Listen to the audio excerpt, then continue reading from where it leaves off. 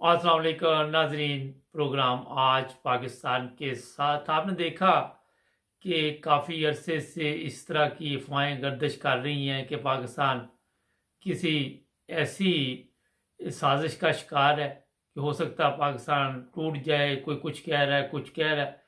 अरफान अहमद खान साहब आज इस पर एक स्पेशल हमें इंफॉर्मेशन देंगे। इंटरनेशनल लेवल पे दुनिया क्या कह रही पाकिस्तान के मतलब। चलते हैं जर्मनी। अस्सलाम वालेकुम सर। जी वालेकुम सलाम।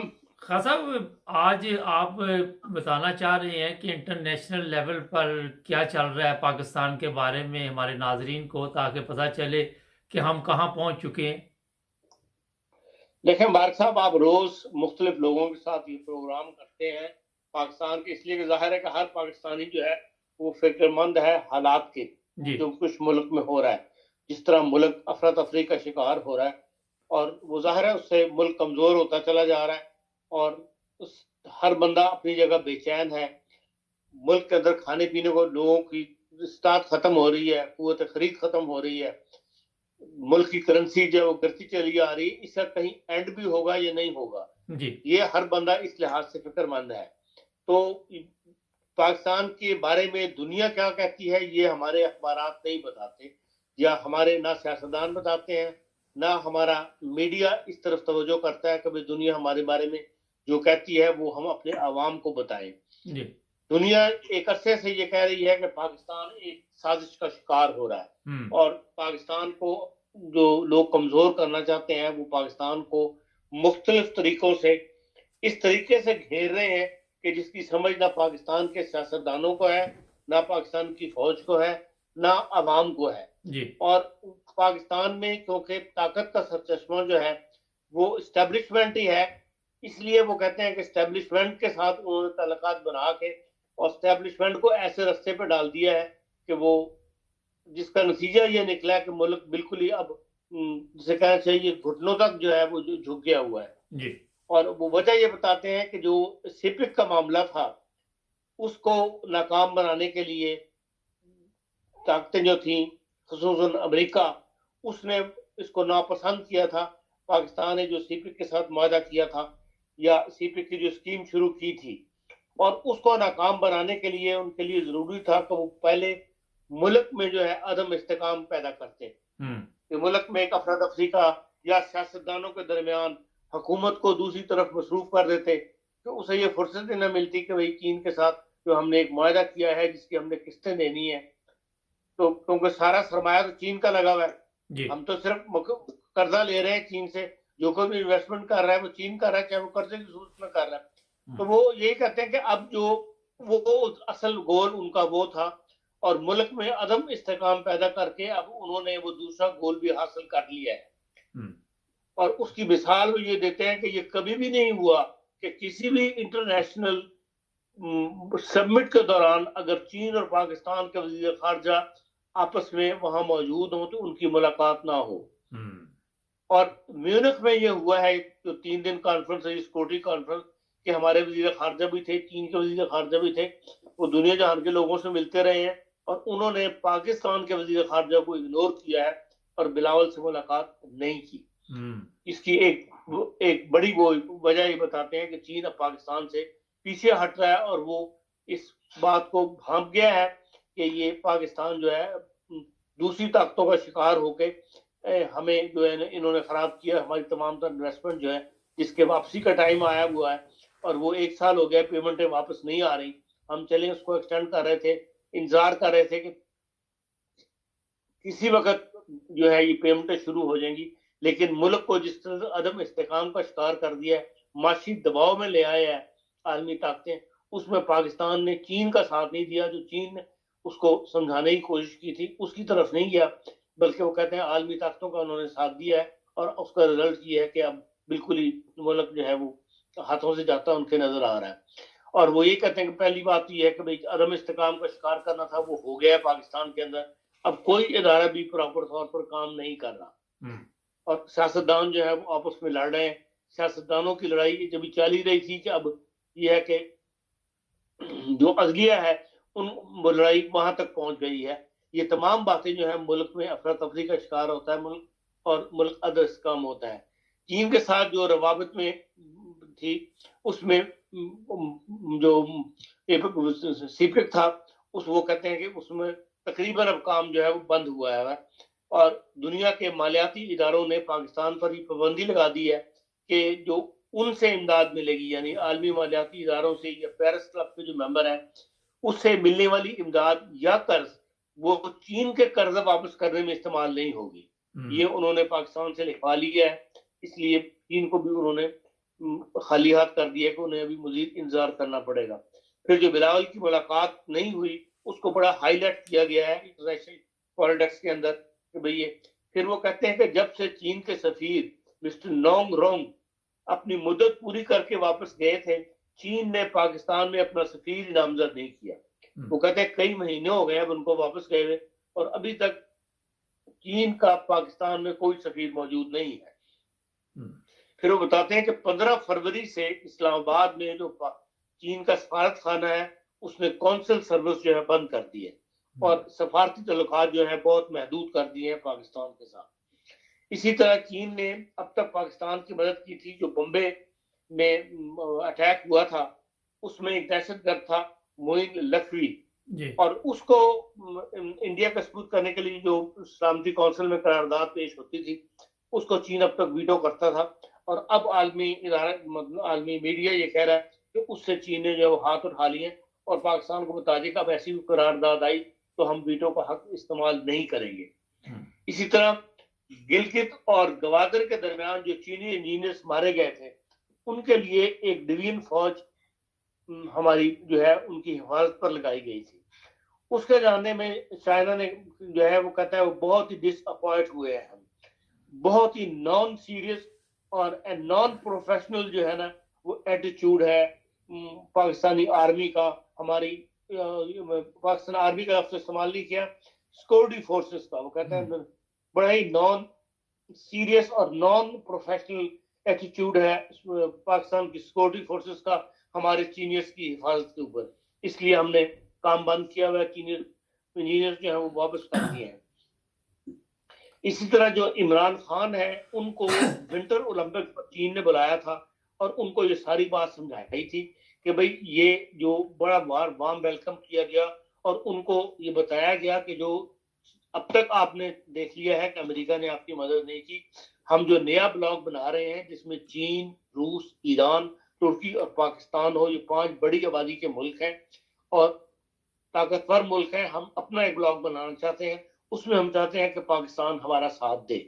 उसके लिए चीन ने रास्ता साफ किया इमरान खान का कि वो मॉस्को जाए और मॉस्को में उसको वार्म वेलकम जो है वो किया जाएगा और चुनाचे इमरान खान सब गए थे। पुतिन साहब ने उनको बड़ा गर्मजोशी से इस्तकबाल किया। किस्मत की बात यह है कि उसका सामान बाद जो है यूक्रेन की जंग शुरू हो गई और वो मामला जो है एक खटाई में पड़ गया। वो जो ब्लॉक नया बनना था उसका काम जो है वो ताखीर का शिकार हो गया या दुनिया की तवज्जो जो है वो यूक्रेन जंग की तरफ हो गई और पाकिस्तान ने इस जंग के अंदर जो गैर जानिबदार बन गया उसको भी पसंद नहीं किया, ना चीन ने ना रूस ने, कि भाई उनको उनका साथ देना चाहिए था जिस नए ब्लॉक के लिए वो जा रहे थे। और उसलिए उन्होंने इमरान खान के लिए डाउनफॉल जो है वो पाक आर्मी को इस्तेमाल किया गया और आर्मी ने जो है उनका साथ देके तो इमरान खान को डाउन किया, जिसका ज्यादा नुकसान खुद जो है चीन ने उठाया है। अब वो ये कहते हैं कि पाकिस्तान इस वक्त माशी, सियासी और आलमी ताकतों के हवाले से जो है घेरे में है और किसी भी इतबार से जो है बारगेनिंग करने की पोजीशन में हमारे पास कुछ नहीं है कि हम आलमी ताकतों को किसी मामले में बारगेनिंग कर सकें।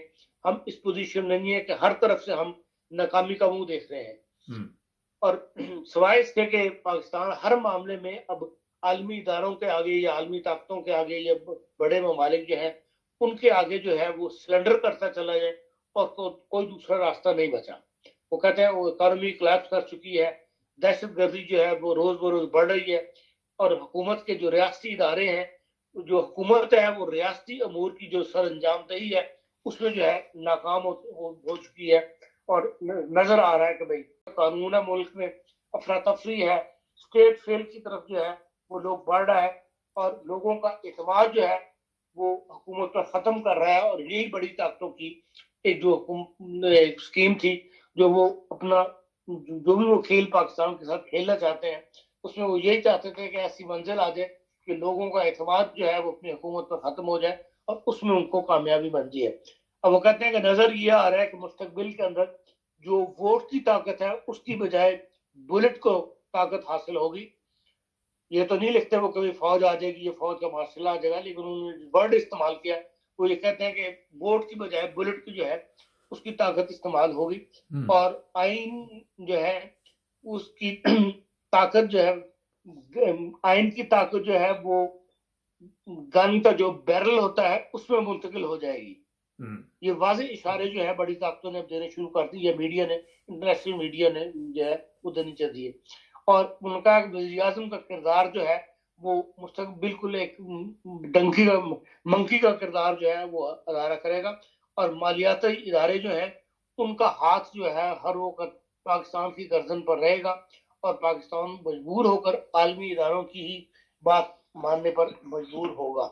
ये सूरत हाल जो है मुल्क को दरपेश हो चुकी है और हो रही है और हमारे सियासतदान और हमारी अवाम जो है उन तक ये बात, सियासतदानों को तो बात समझ नहीं आ रही और जो अवाम है उन तक ये मालूमात जो है दुनिया हमारे बारे में क्या सोचती है ये नहीं पहुंच रही। इसीलिए आप देख लें कि मुल्क में के अंदर रोज बरोज आप इस बात को छोड़ें कभी लोग इसको फौरी तौर पर इस्लाम दुश्मनी में बदल देते हैं।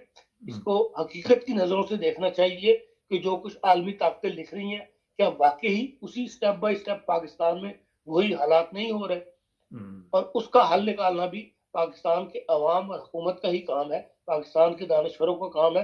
उस तरफ तवज्जो करनी चाहिए, ना कि इस्लाम दुश्मनी के हर चीज को इस्लाम दुश्मनी का आईडी में नहीं देखना चाहिए। जी हाँ सर, ये तो बड़े खतरनाक हालात जा रहे हैं जो आपने अभी बताया कि इंटरनेशनल लेवल पे पाकिस्तान को किस नज़र से देखा जा रहा है। जहाँ तक चाइना की बात करें तो चाइना तो हमेशा पाकिस्तान का दोस्त रहा और इतना करीबी दोस्त अगर दूर हो गया तो कोई ना कोई इतनी बड़ी वजह तो सामने आई जो आपने बताई है। ये मुझे बताइए। ये भी एक स्कीम का हिस्सा था कि पाकिस्तान को चीन से दूर किया जाए और उसके लिए लोगों ने चालें चली और हमारे सियासतदान उसका हिस्सा बने। खान साहब, ये बताइए कि फौज का किरदार जो है वो इस वक्त भी जो इंटरनेशनल लेवल पे देखा जा रहा है वो भी ठीक नहीं, सियासतदानों का भी ठीक नहीं, हमारी अदलिया का भी ठीक नहीं, अवाम में तो इतना शौर ही नहीं कि ये सब कुछ समझ सके जो कुछ आपने बयान किया है। उसी से तो फायदा उठा रही है बड़ी ताकतें कि भाई अब जो सोसाइटी है वो तो पढ़ी लिखी है नहीं, तो उन तक ये शौर की बात पहुंचती नहीं है, उनमें इतना शौर ही नहीं है कि एनालिसिस कर सके किन्हीं हालात का। इसलिए वो एक ऐसा माहौल पैदा कर देते हैं कि बस उसके पीछे लगे रहें। उनको ये पता है कि ये इस्लाम के नाम पे एकदम पीछे खड़े हुए थे, भड़क उठते हैं। तो ये जो कुछ पाकिस्तान में अब शुरू हो गया है मजहबी दोबारा दहशतगर्दी वाला मामला, इसमें के पीछे भी यकीनन बात ताकतें हैं जो पाकिस्तान में ऐसे हालात पैदा कर रही हैं जिससे फायदा उठाना चाहती हैं कि भाई इस मामले को गर्म रखो, तो फिर लोग जो है वो अपनी सारी दुनिया दूसरे काम छोड़ कर इस काम के पीछे नारेबाजी पे लगी रहेगी और बदअमनी जो है वो मुल्क में जारी रहेगी ताकि वो अपना काम कर सके और उनका रास्ता जो है वो साफ होता रहे। हाँ साहब, ये नारे तो हम बड़े जल्दी जल्दी मारने शुरू कर देते हैं। ये नारों का मकसद क्या होता है? इनको पता होता है कि हम क्यों नारे लगा रहे हैं? किसी लीडर के लिए निकल आते हैं, कभी किसी के लिए निकल आते हैं। अभी तक कौम ने पाकिस्तान के लिए तो नहीं निकले, ना कोई कुर्बानी दी। यही है ना कि शऊर नहीं, सियासी शऊर नहीं, तालीम ही नहीं है मुल्क के अंदर। जब तक तालीम नहीं होगी, शऊर बेदार नहीं होगा, शऊर पैदा नहीं होगा। फर्ज करें अगर खुदा न खास्ता इंडिया के साथ जंग हो जाती तो पाकिस्तान का तो कोई फिर साथ ही नहीं देगा। चाइना भी अब जिस तरह आपने बताया कि दूर हो गया। अब तो देख लें जंग की सूरत में तो कोई भी पाकिस्तान के साथ सियासी तौर पर कोई साथ देने को तैयार नहीं है। तो जंग की सूरत में तो ना पहले किसी ने साथ दिया ना आइंदा कोई साथ देगा। बयानबाजी तक लोग रहते हैं और पाकिस्तान की तो मईशत की हालत ये है कि वो इस वक्त एक हफ्ता क्या 2 दिन जंग नहीं लड़ सकता।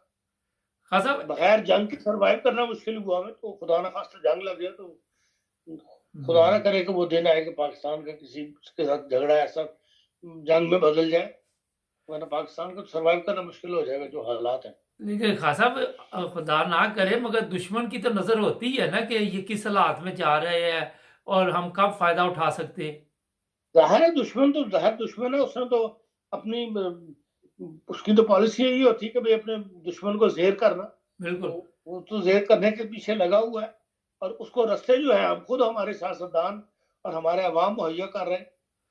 खान साहब, ये बताइए कि जो सियासतदान है ये अपने मुल्क का सौदा कर देते हैं, इनको क्या वजह है कि इनको उस वक्त ख्याल नहीं आता कि कितनी कुर्बानियों से ये मुल्क लिया है।